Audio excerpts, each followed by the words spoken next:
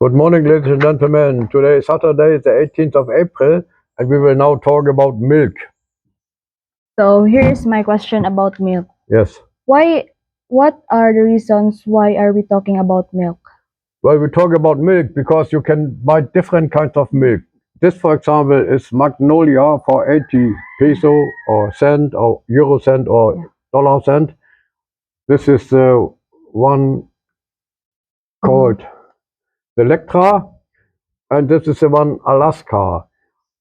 But they are all called milk, and they all have cows on their packages. But in the end, they are different, completely different products. What Only the price is yeah. also different. What about Alaska? Is it 100% cow milk? Yes, Alaska, this is coming from Europe, in fact, from a country called Belgium. And here you can see the cows. So this one is the most expensive, but the advantage is this is made from 100% pure cow's milk. Yeah. Fresh milk, and it contains 20 plus essential nutrients like high in calcium and protein. This is not only the most expensive, but also the best milk because it's only 100% cow milk. And what about Selecta Farm fresh milk? Well, Selectra is in the middle, and it's not really milk, but it's made from milk powder. So when you look at the small printed here inside on the package, it says reconstituted milk powder, in bracket skim milk and buttermilk, milk fat, mono and distillerides of fatty acids, in bracket E471 emulsifier, and carrageenan E407 stabilizer. Have you ever heard these words? No.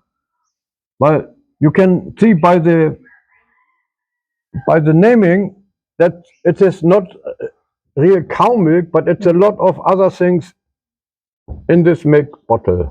What about Magnolia? Magnolia is even worse. Also, it is the cheapest, but here I can read you the small printed. We have ingredients. Water. Yeah. The first is water. It didn't mention water here.